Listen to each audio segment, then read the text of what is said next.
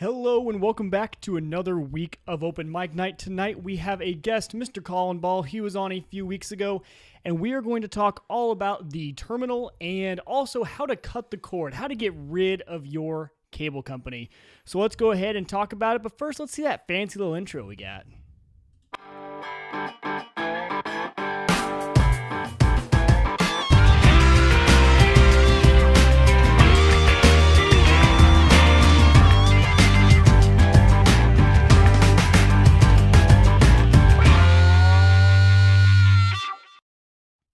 All right, so like I said, welcome back to another week of Open Mic Night. My name is Mike Weger, for those of you guys who are just joining us for the first time tonight. And I am joined tonight by Mr. Colin Ball. He joined me, I think, like 2 weeks ago. Is that right? 2 or 3. Yeah, we talked about some SEO and stuff like that. And so he's just a good buddy of mine, and I thought he'd enjoy the conversation tonight, because tonight we're going to talk a lot about how to get rid of your cable company and how different options for you guys that want to cut the cord. And so we actually don't have any news tonight, because I thought this would be kind of a fun topic just to kind of talk about all night. Not much big news in the Apple sphere. We talked a lot about news last week, so I kind of want to just have a show with you guys where we go over some tips and tricks and stuff like that and not really focus on the news. So first of all, though, I do want to give a big thank you to WLMNradio.com. They stream us live now, and so obviously we stream over at OMNpodcast.com/live, but we're also on WLMN Radio. A huge thank you to Roger and everyone over there for sponsoring the show. So if you guys like tech talk and other music sort of stuff, head on over to WLMNradio.com and give them a listen. All right, so we're just going to kind of jump right into the show today.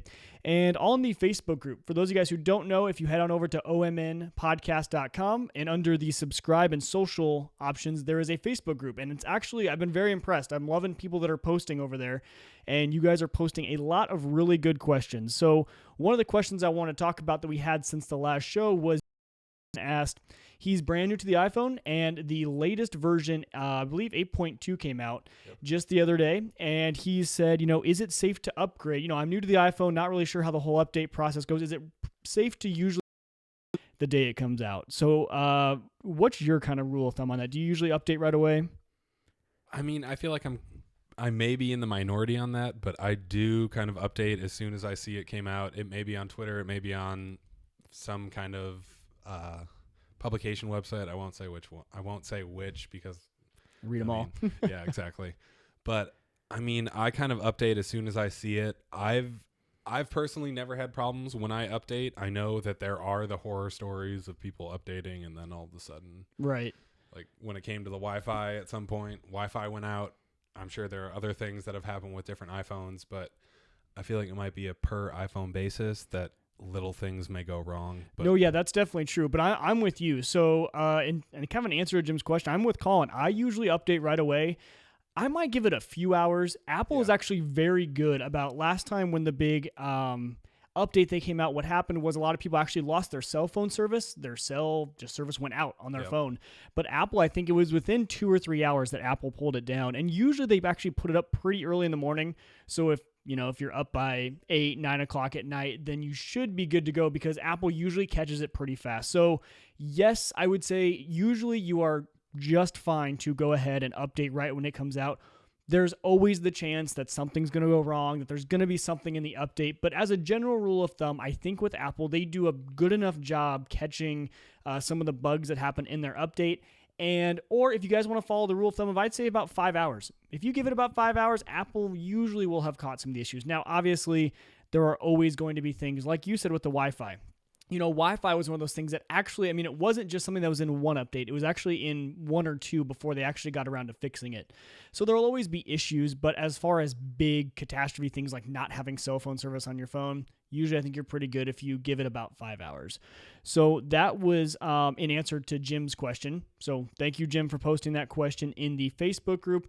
And also, just speaking of Jim, for those of you guys who don't know, if you guys want to catch a new show that I am now a co-host on, Jim Collison runs theaverageguy.tv, and he runs a show called Home Gadget Geeks, and that's been running for a few years now. Awesome fan base, and so I am now co-hosting with him over there. We talk a lot of general tech, so I know that on this show we're focusing a lot on Apple now, And so if you want the general tech side, if you want home stuff, tech stuff, gadgets, that sort of stuff, head on over to theaverageguy.tv. Again, it's called Home Gadget Geeks, and we actually stream that live on Thursday nights at 8 p.m. Central Time, so you can go ahead and check that out. But just a quick mention, while we're talking about Jim Collison. All right, so now kind of the main reason we are going to get into the show tonight was all about cutting the cord. So what got me thinking about this was last week's announcement from Apple. So last week I told you guys that HBO Now is going to be pretty much HBO on demand for $15 a month, and it's exclusive to Apple. So if you have an iPad, iPhone, or Apple TV, you guys can have pretty much the HBO channel for $15 a month without any connection to a cable company. Now, this was huge, and I think actually, we've wanted this from HBO for a while. Yes. Yeah, but I don't know if I actually... had you heard any rumors about it? Because it caught me off guard. But then again, I was kind of behind the ball on rumors in that area. When it came to the fact that Apple was the sole provider, is that the right word? Yeah. Well, the exclusive partner. They're the exclusive partner. Yeah. The fact that happened, I did not see that coming. I didn't. I knew HBO Go, saying that HBO Go was going to be its own streaming service. I knew that was coming. Right. But Mike was the one that texted me when he said that Apple is the sole or is the exclusive partner. I thought he was kidding, because I thought HBO was just kind of release it on their own. But right. It makes sense that Apple would be the one to say hey, no, let's partner up. Let's be the ones, because that means Chromecast doesn't have it. That means Roku doesn't have it.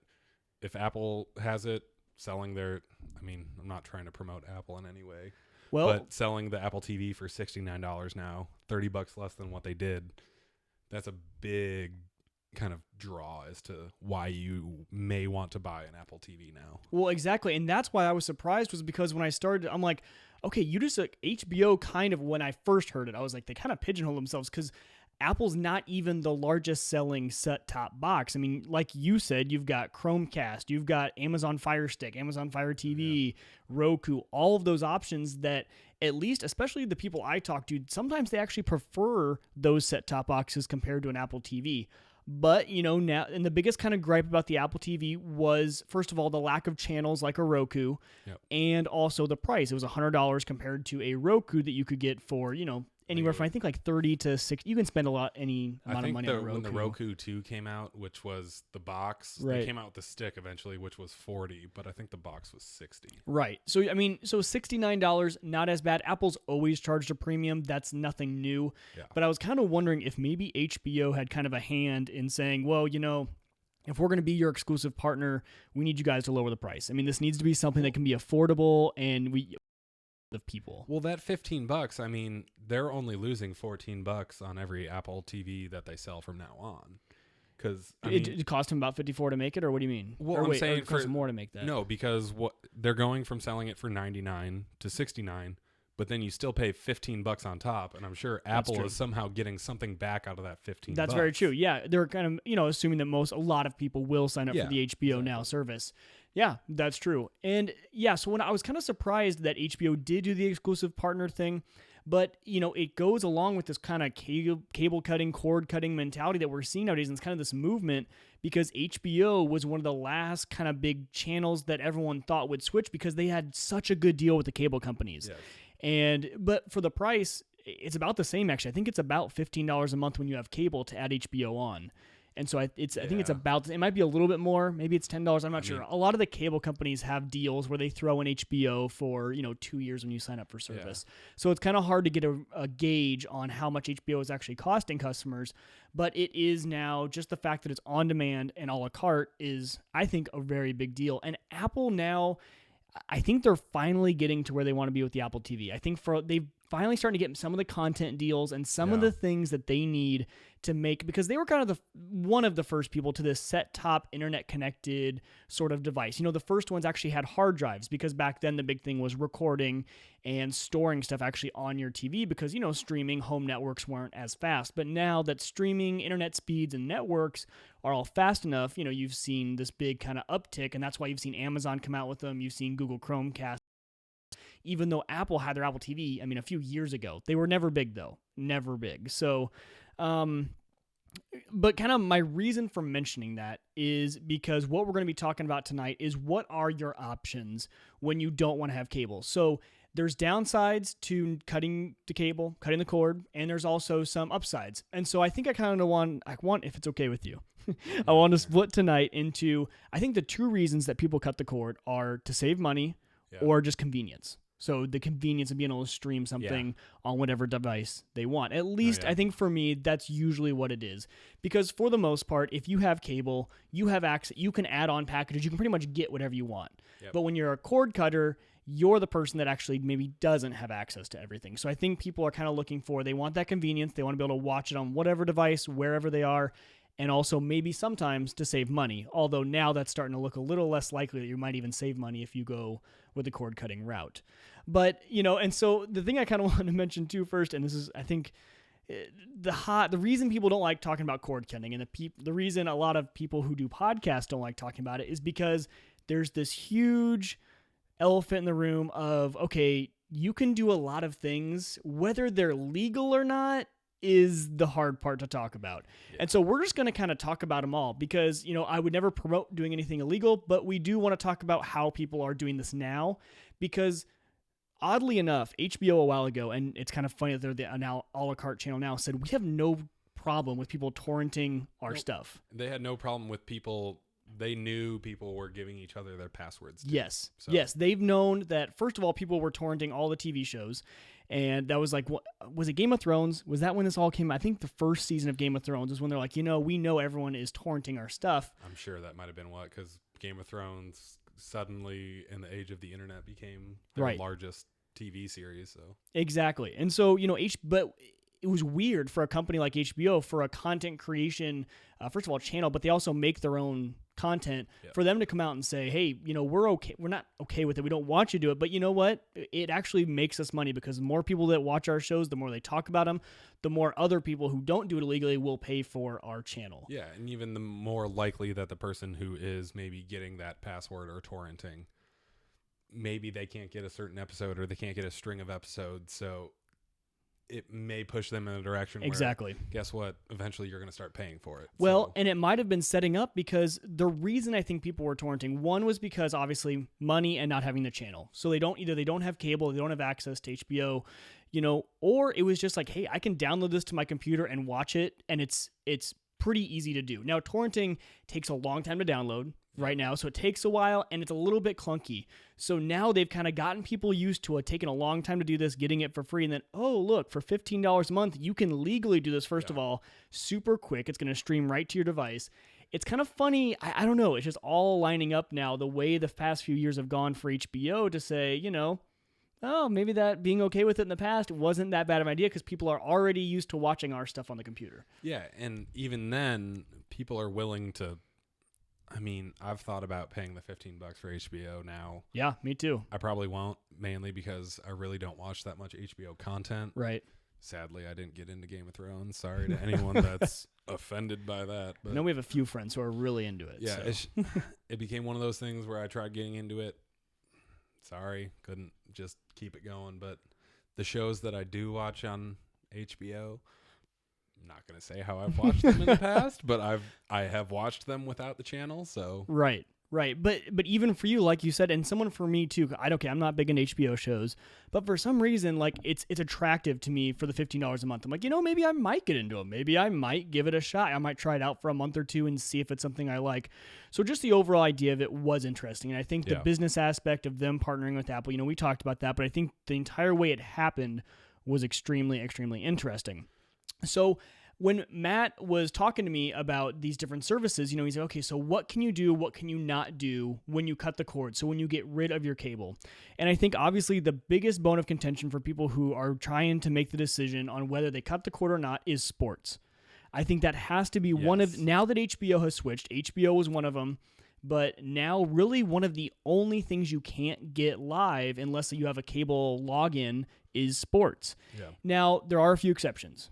There's MLB and like MLS And some of these places NBA has one too. do they? Okay, that's what I was going to ask you you can get about. with NBA.com. You can have, I forget what it's called. It might be called NBA Now or something like that. Okay, and then does NFL? I know they have the NFL Network, but I don't know if they have a pay by the season sort of thing. They have NFL Red Zone. Okay, but do you need cable? I don't think so. Okay. I think it's kind of pricey, but the problem with NFL Red Zone, you only get to watch games when they're in the red zone. Oh, so okay. See, I've never watched it, so I didn't know that. It could be kind of frustrating where it's like you could have a long play happen that doesn't end in the red zone, and then all of a sudden you're only getting certain games. You might not always be getting a certain team. That makes sense. But still, overall, there's really no way to get those sort of games all at once price. Right, exactly. So I was interested to see though, because the Apple TV also has the MLS app, and I think they have MLB as well. They do. And so what you can do is the nice thing about this is you can kind of pick and choose. So, for me, I'm not a huge baseball guy. I'll watch it during the postseason, but I can always go to a restaurant or go to a friend's house to watch it. So for me, I don't have to get the MLB package, but I love MLS soccer. And so, you can pay like $25 a season and have access to all of the games on the MLS app. And then what you can do, obviously, all you need is the internet, and you can stream it either to your Apple TV, to your iPad, and you can AirPlay it. There's a bunch of different options once you have cut the cord and once you are, once you've done that. So while I was talking to Matt, like I said, so sports is the biggest thing because there are services also like ESPN. If you guys like to watch ESPN and you cut the cord, there's obviously watch ESPN, but you need a cable login. Yes. That's 10. Okay, so this is kind of the thing I want to get to was a lot of these services, you can watch it online and you can definitely do it without watching it through traditional cable on your television, but you do need a cable login. So this is where I start to get into the legal versus illegal aspects of this entire thing because a lot of, it's known that a lot of people just pass around their passwords. And so you can use other people's login. A lot of times it's your parents, because a lot of our parents still like cable. They don't really do too much streaming of stuff. And so they all have cable and all of us kids like to, use their login credentials. Yeah. And so, we haven't gotten away from that yet. So technically cutting the cord is not possible. It's possible to cut the cord if you know someone who hasn't. So there's that common theme of hopefully you know someone who still subscribes to classic cable for these sports. Yes. But the cool thing is that we're starting to see with like Hulu and all those other services that for regular television, you might actually not need to do that because a lot of these shows have a way of watching them. It's going to cost some money. Yeah. So what streaming services do you use? I have Netflix, Hulu, and I have Amazon Prime, which Amazon Prime's nice because it's a one-time fee. I like that too. Which sadly, like it's $100, which can be kind of taxing on someone, but it's one of those things that when I know it's coming up, like you kind of just put money aside for it. But something that's actually, when you do the math, cheaper than Netflix. Yeah, and especially... And they've got a lot of good selection on Amazon and Prime Instant Video. And just in the last 2 weeks, I mean, since I bought an Xbox One, I almost said a Xbox One, but it's an Xbox One, last month, and I'm using that for all my streaming now. Right. So hooked up my Amazon Prime, hooked up Netflix, hooked up Hulu. And I mean, I use those interchangeably throughout the week. Right. And I mean, Amazon Prime, one, it pays for itself because if you use it enough to buy stuff, free shipping. The free shipping alone, I mean, it saves me money. Oh, yeah. And then, I mean, I've used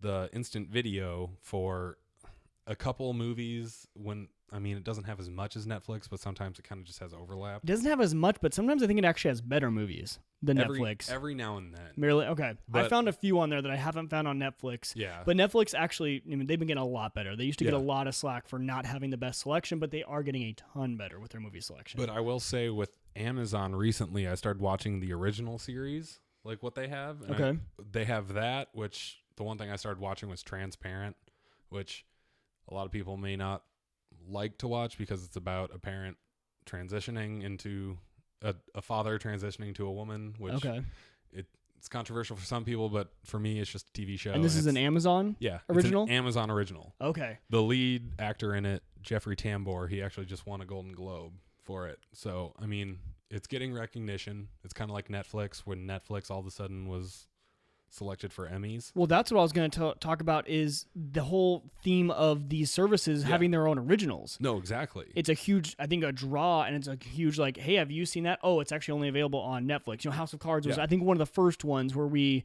House of Cards, yeah, it probably was. Yeah, the first kind of original for one of these streaming services. Yeah. And it... Obviously, I mean, I think they came out with some number of how much money they have made just from people signing up for the service, even if they only do it. Yeah, even if they only do it for 1 month. You know, you pay the $9, whatever it is, and you binge watch the entire season. That makes them enough money that they're okay with it. No, yeah, and then it's the same thing. 3 months later, I mean, you have Orange Is the New Black on. Yeah, on exactly. Netflix. That was actually one of my favorites. That was and that's another group of people paying for 1 month. Yeah.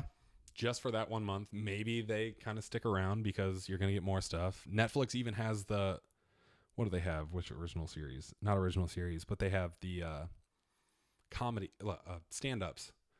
On Netflix? Yeah, they get Netflix original stand-ups like Aziz Ansari. I didn't know they were Netflix originals, though. That's awesome. The last two Aziz Ansari did were actually Netflix, or they weren't Netflix originals, but they were Netflix driven. Right. So that alone, that could draw his fans who may not be fans of the other stuff in. So I think we see a lot of these companies, you know, they're kind of taking advantage of everyone wanting to get rid of their cable company, and by offering these sort of incentives, we're relatively cheap. You know, $10 a month isn't bad, especially when people are comparing it to their $100 plus cable bill. You know, I know that sometimes includes internet, but I think most people at least pay probably $80 to $100 just for the cable service. So you have a bunch of these other services that are kind of vying for your money. Okay, if you could give up $80, what would you spend that on? And so, yeah, things like originals are, I think, a huge incentive for these companies. Hulu has a bunch of, originals, stuff like that. Not as great. I haven't found one on there that I'm really into yet, but I've watched one. Really? There's one called Behind the Mask. It's kind of hokey. It's basically the second season just came out.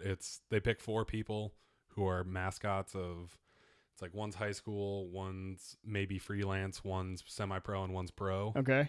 And it's just those 4 It's people. already sounding interesting. It's kind of their story of how they either got into mascotting or how they're kind of progressing in it. And I mean, intriguing. It's a little bit weird, but it's one of those stories where I kind of like the stories of the people. Right. So I've watched it. Well, and I think this is an example of these. The reason these originals sometimes they can just kind of throw out there is because it's not like a network where they have to worry about getting renewed. They're not constrained to a certain time limit. They can go whatever time they want. Yeah. They can do whatever they want. You know, I think the big thing on some of the Netflix originals and stuff like that was, you know, there's no rules. There's no rules at all. They can say whatever they want. Yeah, they can say, they can show, they can do really whatever they want, and they're not held to these traditional TV show rules that have been around for years. Yeah. I mean, this is the first time we're starting to see a little bit of freedom in that area. And so, you know, as you guys can see, this whole cord-cutting conversation can bring up a lot of other stuff. And so I think it's all because the cord-cutting kind of evolution has spawned these companies to think in interesting ways, and it's spawning all sorts of new business in a lot of different industries. So I think some people, when they hear cord cutting, they think of kind of a weird hip person who's trying to be different. But honestly, it's just, I think, people trying to get their data and their media when they want it and for cheaper. So I don't know. I think at least with me, that's what I think of when I think of cord cutting. Well, full transparency, I do not have cable. So right. Well, and I guess we haven't said that yet, have we? I can't consider myself a cord cutter, seeing as how I've never paid for cable. When we were in college, it was provided. That's true. I mean, technically, it wasn't free. It was part of like what we paid for tuition / where we lived. So right. I mean, I always had it, but when I lived on my own, it's like technically, I think I pay about the same as what you may pay if I'm paying for internet and cable. If you're combining them, like whatever it might be, it's like 90 some bucks. Yeah. I come close to that when I pay for internet and then Netflix and Hulu each month. But right. at the same time, it's and that's something I want to get into is the price this all ends up costing us anyway. It's kind of funny that money was initially, I think, the biggest factor. But Brian in the chat room has a funny comment. He says, what's your opinion on the term cord cutting when technically you're still paying for internet service to the exact same company? So you're still paying them. And it is funny because in most areas, the cable provider is also the internet provider. Now, sometimes you do have some different options with internet. In Omaha, we might. I'm not even sure if we do because there's only 2 here really that are kind of the big dogs, and you don't hear about too many others.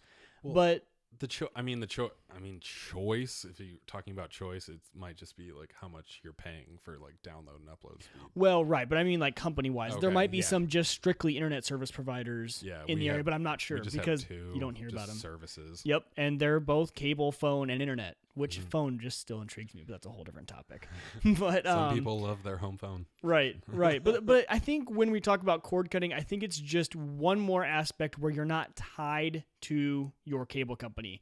And yes, I know we're still paying for internet, but cable companies for a long time were getting to the point where they were charging different prices for different tiers, and everything was on a different tier. And their problem was the reason people complained was that they took all the most popular channels and they divided them up into all the different tiers. So if you wanted the most popular channels, you ended up having almost every tier and paying an ungodly amount of money. Yes. So I think the term cord cutting was really just one more way you're freeing yourself from the cable company and their prices. Because as of right now, at least, most of the cable companies in the United States that offer internet service do not have a data cap. Now, I know in other countries they do. In other countries they do cap as, how much data you can do. But right now, really all I have one. you do what? For what? I have a data cap for my internet. On Cox? Yep.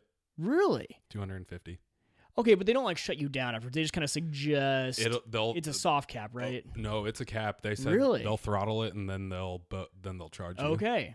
So maybe they are starting to. I guess I've never even run into them, which is surprising because I stream and do a lot. No, which frustrates me. Sometimes I have to kind of go and look how much I've used because so far I thought the Xbox wasn't using that much, but right. I apparently have been using more Netflix and Okay. whatever else lately, and it's pushing daily.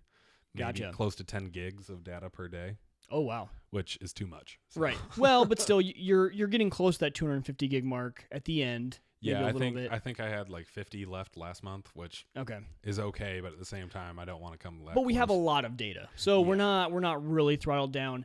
And so my point with that is like it's one way we can kind of get around the cable company because they give us usually enough internet to stream enough, for most people. And when you start talking about families and having kids that everyone's streaming in the family, that might get a little tight. But, you really are saying, hey, cable company, I'm just going to give you one flat fee for your internet and look at me, I get all this stuff and I'm not paying you any of it. So it's kind of a fun way to kind of say, hey, buy cable company. Like, yeah, I'll still pay for your net, but I'm not paying for your cable. I don't need to anymore. So when Matt and I were talking, we started talking about the sports, which we already talked about, how the sports is one of the biggest aspects of cutting the cord, and it's the biggest drawback.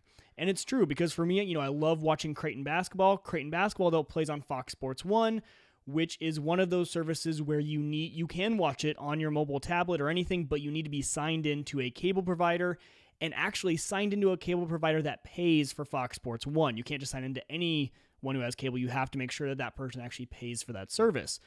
And so, it's one of those scenarios where you can't cut the cord if you want to watch that and not go to a restaurant. But in some circumstances, there are ways to watch your sporting event. And so Matt's example was with MLB. He can watch his Yankees, which he loves. He's from New York, and he can actually watch them while cutting the cord just by paying the service. But the one thing he ran into, this is interesting, is the regional restrictions on streaming. Now, I have run into this with ESPN a few times because I'll go to watch a Husker football game, and because it is streamed on ABC locally here, they cannot stream it online. No, it's the blackout or whatever. It's the blackout, exactly. And so if you are in an area where it's being streamed by ABC, they say, nope, sorry, it's blacked out, you can't watch it. So Matt and I were talking about different services, one being Unlocator or using a VPN service to kind of trick your internet into thinking you are somewhere else in the country or somewhere else in the world, and so the event wouldn't be blacked out. And so that's one thing I want to mention to you guys was just there's a bunch of services out there besides the streaming services, other services that are making those even better. So basically what this Unlocator service does is it kind of strips the location service or location data out of your IP address, which the way it does this, there's different ways you can do this in technology, but basically most of them will route you around to a different server located somewhere else in the country, and then you're no longer blacked out. Yeah. So it works out well. But so there's a lot of different things that add on when you start to cut the cord, things that Yeah. you might need. But the one thing I want you guys to remember is the reason that these things are blacked out, the reason there are the restrictions there are, is because remember that although we think of these as big bad companies, someone's producing content, someone's doing this, and they deserve to make a little bit of money off it. And so I do kind of want to talk to the whole idea, I think, going around our culture right now, especially the internet culture where everything should be free. And I think we kind of forget that, you know, when you think of why we watch so much content on like Netflix, it's because we really enjoy it. And so don't the people that have produced that deserve money for creating that good content?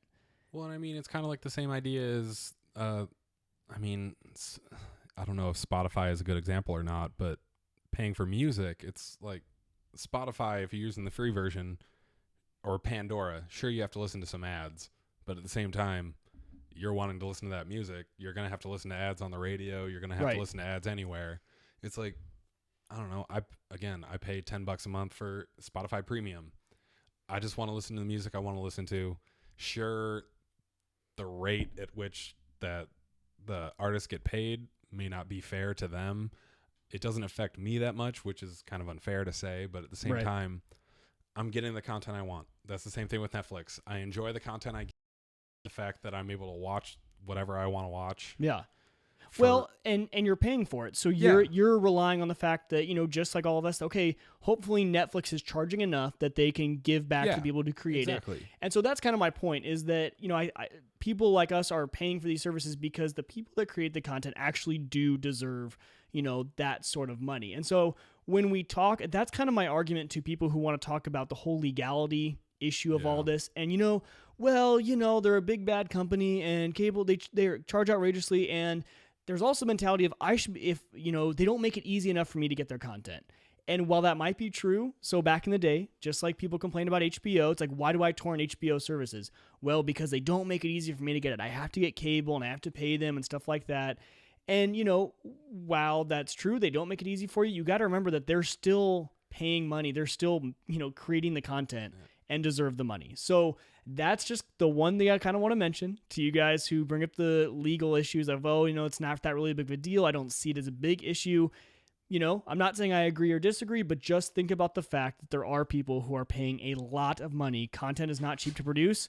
I can tell you I produce a very bad podcast here, and it costs me actually a lot of money to do so. So I can tell you even the really bad production costs a lot of money. So there's one thing I will say about HBO. Like, HBO stands for home box office. And what do you do when you go to a box office? You pay money. Oh. And you get a box office in your home.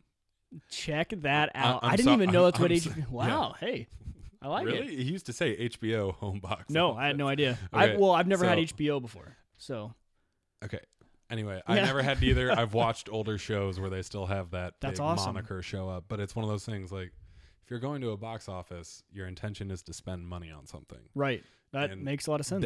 It's kind of like on demand, like video on demand. Right. You're going to pay money for video on demand. HBO was the original video on demand, but you just paid for the service over a time instead of just one single piece. Right. So, not to knock anyone down, but you're paying for a service on purpose. So. Yeah. Okay. So, well, I agree. And so I'm reading Brian in the chat room also brings up, and the one thing I completely forgot to mention is that you can still get broadcast channels over the air. Yeah. And so that might be the answer for some of you who are big sports nuts. Some of your local college teams, some pro sports are on ABC, NBC, CBS. Hockey is on NBC a lot, stuff like that. Even and pro Fox, football right? And Fox. Yeah. And so people kind of thought that when they said that the whole over-the-air thing was done, that's not really true. It just went digital. So you just need an antenna, and then you need a digital converter box. And a lot of newer TVs have built-in converter boxes, so you might just need the antenna. Right.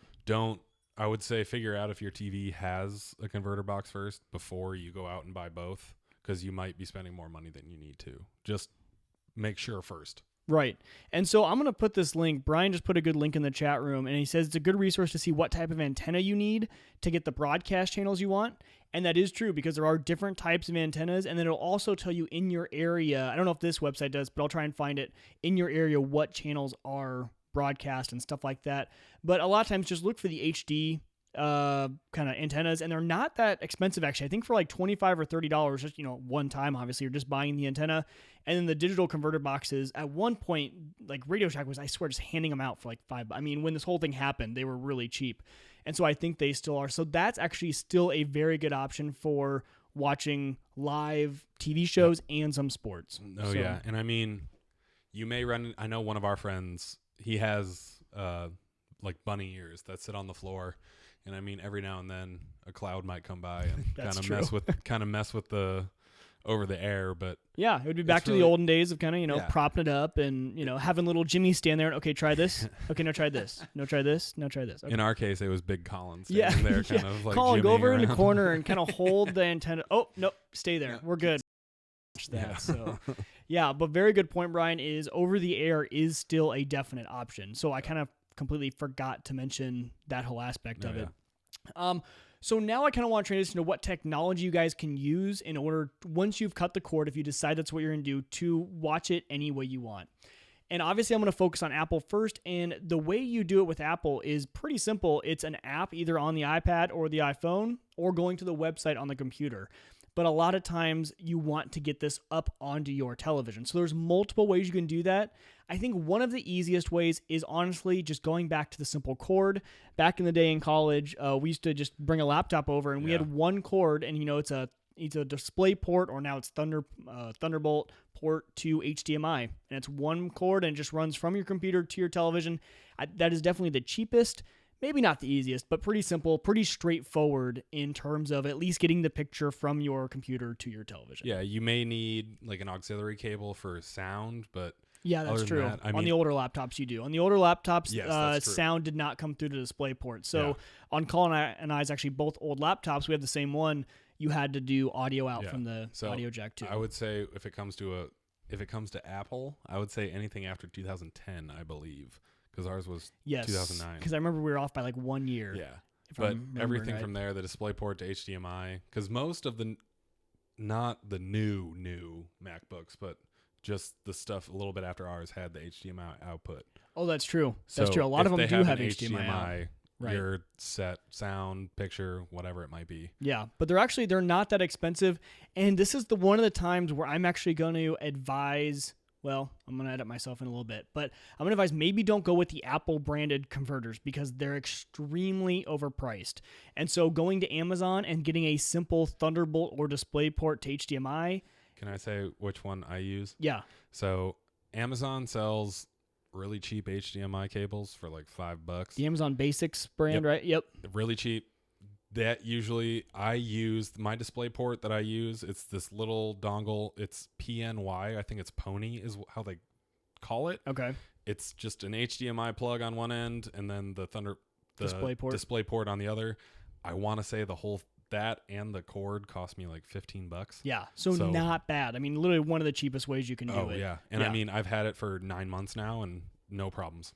And the nice part about that, too, is when you're traveling, if you're taking this somewhere, if you're going back home for a break or you're doing something like that, you're going to grandma's house and you want the kids to be able to watch their stuff. Usually, if it's a TV within the last few years, it has an HDMI port and you're guaranteed you're good to go. And all you need is 1 or 2 cables. That's about the max you'll need. Now, the next option we can talk about is, I think, a little bit more convenient, but obviously is going to cost a little bit more money and not be as portable, and that's obviously the Apple TV. Yep. So Apple TV now being $69, so again, not $100, but it's still $69. Now the Apple TV has, and this is where I'll talk about maybe the difference between something like an Apple TV and a Chromecast. So an Apple TV is what they call a set-top box. It's all in one. You could run the Apple TV with no other devices whatsoever. It comes with the remote. You plug the Apple TV into your television and you have Netflix, Hulu, MLB, and whatever apps Apple decides to put on the Apple TV. Yep. Again, a standalone device. This is compared to something like a Chromecast or a Fire Stick, where you need some device to stream to it. Now, these devices you plug into your TV as well, and they can pretty much stream what's on your phone up onto the television. Very useful, a little bit cheaper, but again, something that you need. Do you need an all-in-one box where you don't want to worry about using your phone, or are you okay with using your phone and spending less money? It's give and take there. But the nice thing about the Apple TV, and the thing I love about it, is if you are in the Apple ecosystem, if you have all Apple products and you're a big Apple guy, the nice thing about the Apple TV is even if the app is not built into the Apple TV. So for me, for example, Fox Sports Go is not built into the Apple TV as an app. But what I can do is I can open the app on my iPhone or my iPad, and in those apps, most of the time, 90% of the time I would say, there's an AirPlay feature. And you tap a button and it says AirPlay, and you can AirPlay it to your Apple TV, and all of a sudden you're watching the game on your television. Yep. So AirPlay is a huge benefit. And actually on the newer computers as well, you could even AirPlay from a computer if you wanted to. Now, that's on the newer computers. Again, this is something where Colin and I have felt the struggle of having a 5-year-old laptop because... What was that program called when it first... AirParrot. AirParrot. AirParrot, yes. So it costs money now. Does it really? I want to See, say... I haven't even looked into it because I use my iMac now. I want to say it costed us. It was going to cost us. Yeah, it was going to cost maybe like $20. It was like a per month service. Okay. Too. It was ridiculous. So AirParrot is an application that pretty much you could have used for allowing mirroring. Yes, for allowing AirPlay mirroring when you had an older laptop that didn't support it. So Colin and I have a 2009 MacBook, and it was one of the last few that was not supported on AirPlay. Now, all the new computers, if you've bought one in the last 2 or 3 years, supports AirPlay. Yeah. But if you have an older one, it didn't. But AirPlay is, again, one of those features that makes cord cutting a lot simpler because most of the time, it's actually extremely hard to get a deal with Apple to get your app on the Apple TV. I mean, we've seen the addition of like a very select few in how many years it's been out. It's so but slow. Any application could put on AirPlay. It does not matter. They don't need approval from Apple. As long as their app gets approved, then they have AirPlay and something that they can add in. But so when I go back to the simplicity thing, AirPlay can be frustrating sometimes, I will admit, because it goes out. If your network speed's slow, if someone all of a sudden gets on the network and starts watching something else and it slows it down, you just can never rely on AirPlay too much. Most of the time, it's pretty good. You've been over a few times and we've watched a stream, and obviously you've seen me throw my iPad sometimes because it just won't work. So that's why sometimes I still suggest to some people to just go with the cord, because the cord is always going to work every time. It's cheap and it's portable. If you think about it, if you don't have the cord and you want to watch something on a TV, at grandma's house, you have to pack up your Apple TV, pack up the HDMI cord, the power cord, all that jazz. Make sure that she has Wi-Fi because AirPlay, the only way it works is Wi-Fi. Yeah. So making sure you have that. But I guess with the Apple TV, you need Wi-Fi too. But anyway, you get what I mean. It gets a little more complicated. I thought with the Apple TV, you could have a network cable. That is very true. Good point. So, but still, if you want to have AirPlay, right, Wi-Fi needed. Right, but yeah, so there's some options there on the Mac side. Now, I'm not going to cover the Windows side or anything like that. I'm kind of just because this is an Apple show, so that's why I'm going to cover just the Apple stuff. But for the most part, an HDMI cord on any of those devices is going to work. And then on the Windows side, I lied. I'm going to talk a little bit.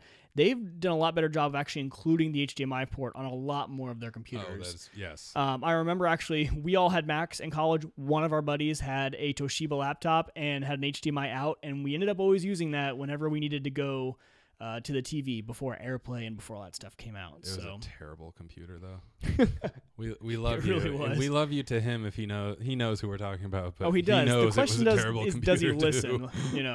But yeah, Ryan, we love you out there. Thank you for serving our country. So, but yeah, so that is really so. I want to make sure I covered all the app. Okay, final thing I want to talk about with the whole cord cutting movement is not really even cord cutting, kind of, but if you guys have movies and TV shows, and I've talked about this ad nauseum on my show, you guys have heard me mention Plex a million times before. But if you have media that you want in your house and you find yourself wanting to watch it on your iPad, your TV, your Xbox, whatever, Plex is a great option. And actually, they have an app on the Xbox now. And so if you have an Xbox, that can be a way to watch it and get it onto your television. And so Plex pretty much is just a media server. So you can install it on your Mac. So it's installed on my iMac. I have all my movies and all my TV shows stored on a USB external hard drive. And Plex just pretty much serves whatever device at home I really want it to. So it's another great service, another way if you are a cord cutter and you are maybe buying your movies or buying your TV shows from somewhere else. That's one thing we did, I should mention, is iTunes or Oh, yeah. Amazon, where you can actually just go out and buy individual episodes. If you're totally fine with not watching all of them, or if you just want to, pick and choose which ones you Yeah. buy, you can always go in and buy them a la carte from something like iTunes or Amazon. And again, all that's going to be on the cloud. So if maybe you bought it on your TV, or not TV, on your computer or your phone, you can go to Apple TV, and you should. I don't have an Apple TV. Is that what you can do? You Yes. can go into pretty much if iTunes you've and- bought it, it just streams it. Okay. And you're good. Okay. Yeah. So yeah. Well, and that's one you mentioned this last time, and it's actually a very good point, is now with the cloud and with all this stuff is you don't need a bunch of hard drive space on everything. You don't need to, you mentioned last time, Yeah. if you have like a movie on your laptop and you don't laptop. need it anymore. Delete it. Yeah, because it's all in the Especially- cloud. Yeah, especially if you've bought it on any of these where they have cloud-based. Like Amazon has, I know Amazon and iTunes both, like the Apple Cloud and the Amazon Cloud. If you don't want to keep it on your computer, if you downloaded something, I know Amazon actually has download limits. So I think they give you 5 downloads. So honestly, if you're gonna use Amazon, I buy a movie and I just watch it straight on the website. Right. That way I'm not wasting any of my downloads. I know I've downloaded stuff to my iPad before, but other than that, keep it in the cloud. Yeah. You're I taking totally up agree. no space. If you're on Wi-Fi, if you're on network, you don't have to download it again. You can Right. just click it and start watching. So And that's again why I use Plex, is because I don't need to have my movies Yeah. everywhere. I have it on one hard drive plugged into one computer, and I can get to it on whatever device I want. Yep. And actually, and there's another service you can get on Plex called Plex Pass, and for $3 or $2 a month, something very cheap, you can have access to your Plex library from anywhere in the world. So if you're traveling, if you're going somewhere, you can stream it from your home. It's actually pretty cool. So that's one thing. So kind of the way I wanted to wrap this up was to kind of give you guys a way to analyze if this is for you, if cord cutting is meant to be for you. And so what I would suggest was go through and kind of make a list, maybe take like a week or 2 week sample. And maybe every time you watch something that you normally watch and you find yourself watching it 1 or 2 times a week, write it down on a list. And then by the end of the 2 weeks is you guys will have a list of the things you watch and the things you like. Don't put anything down on there that you maybe just you were flipping through. That stuff doesn't matter because you won't bother with that once you've cut the cord anyway. But once you have this list, you'll have a really good idea of, okay, is this stuff available without cable? So you'll get a list of things, and especially if sports are not on there, and if, we didn't talk about it, but ABC, NBC, CBS, those all have apps as well, Hulu and everything like that. If that stuff is on the list and you can get it elsewhere, then you can move on to step 2. You can say, okay, so cutting the cord for me would work. So step 2 then is just going in and analyzing the price. So pretty much go in and say, okay, what all services would I need to get this to work? I might need MLB TV, and that's X amount of dollars a month. I'll need Hulu, I'll need Netflix, and just really do the price, because surprisingly, and this is what I kind of alluded to earlier, you could be shocked that actually going a la carte and streaming everything could end up being just as expensive, depending on how much you're paying for cable right depending on now. what you're using. Right. I've kind of been shocked at how much I end up paying. You don't notice it as much because it comes out in little chunks, especially throughout the month. You're like, oh, $8 to Hulu, $9 to Netflix. Oh, yeah. Oh, there goes my $99 a year to Amazon Prime. And yep, my $25 for MLB TV came up, and so did my MLS one. Oh, and to see the list just keeps going on. I will and say, on I and believe on. with MLB, while there is a monthly option, Yeah. you're better off doing the one-time yearly fee. I've actually thought about it. Really? Yeah. As a Cubs fan this year, there's a lot to look forward to. And it's one of those Yeah, things me and maybe. a couple people in my office have actually said, like, should we each buy MLB TV? Because Yeah. I think it's $130 for 9 months worth of baseball. But if you're paying monthly, I want to say it's either $20 or $25. Right. So you're gonna overpay if you're paying month to month, which Right. I mean, there are some baseball teams, Cubs have been one of them for a number of years, where it's July hits and it's done. Right.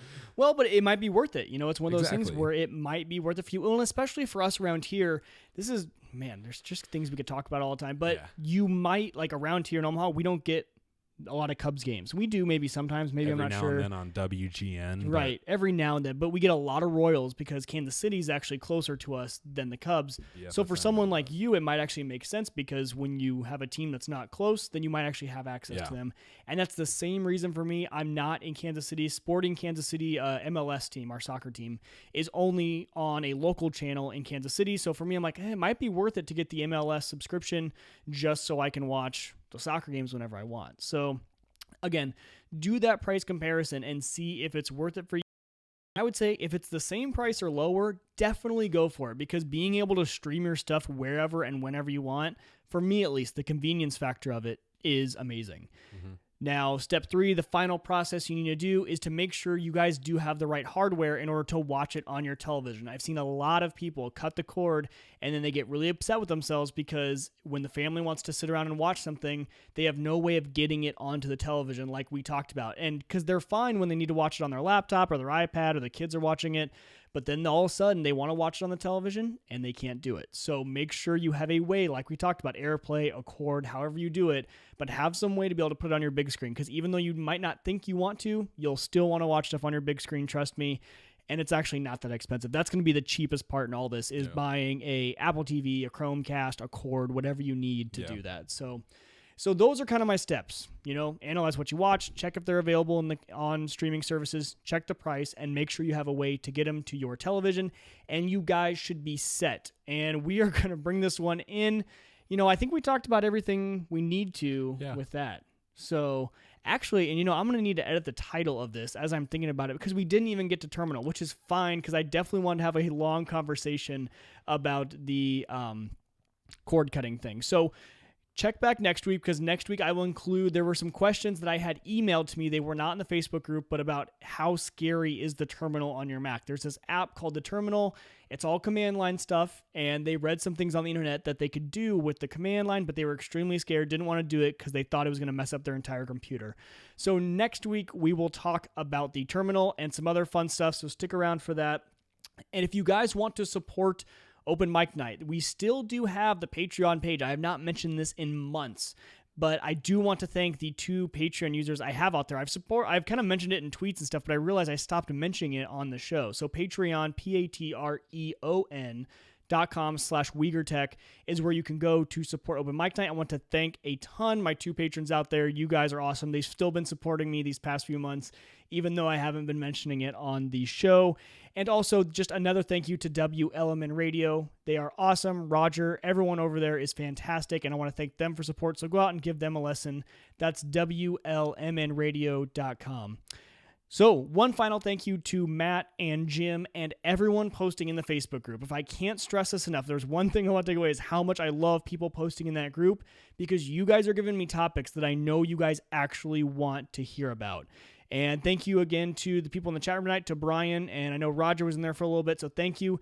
If you guys did listen to this after the fact, which is most of you, you guys can come join us Tuesday nights at 7 p.m. Central Time over at omnpodcast.com/live. Nice part about that is that you guys can hop in on the chat room, ask your questions, give suggestions, just like Brian did tonight. We now have a website to throw in the show notes that talks about antennas and what you can get over the air and stuff like that. So come out and join us again live Tuesday night, 7 p.m. Central Time. Thank you, Colin. I forgot about you. I'm sitting here looking at the camera, yeah, thanks for coming.